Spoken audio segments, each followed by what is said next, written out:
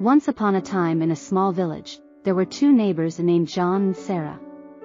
They lived peacefully side by side, sharing the same resources and enjoying the benefits of their community.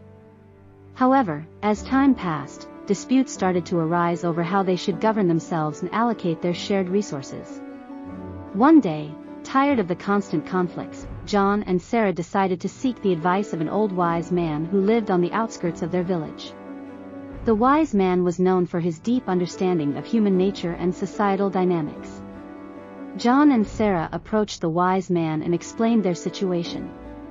They wanted to find a way to live harmoniously and resolve their disagreements without resorting to violence or constant arguments.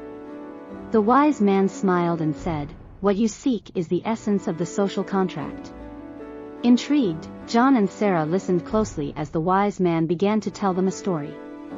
Long ago, the wise man began, in a distant land, there was a group of people living in a wild forest. They faced numerous dangers from wild animals and struggled to survive. One day, they gathered together and made a pact, a social contract. The wise man continued, they realized that by working together and setting up rules, they could protect themselves and improve their lives. They agreed to share responsibilities and benefits equally among all members of the community.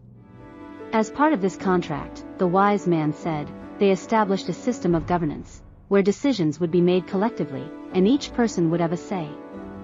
They also agreed to respect each other's rights and ensure justice prevailed within their society. John and Sarah were captivated by the story. They could see the relevance of this ancient tale to their own situation.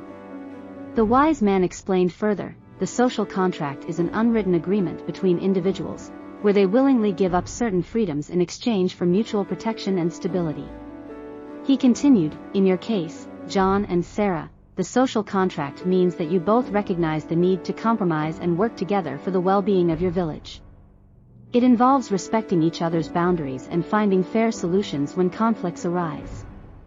Enlightened by the wise man's words, John and Sarah returned to their village determined to implement the principles of the social contract.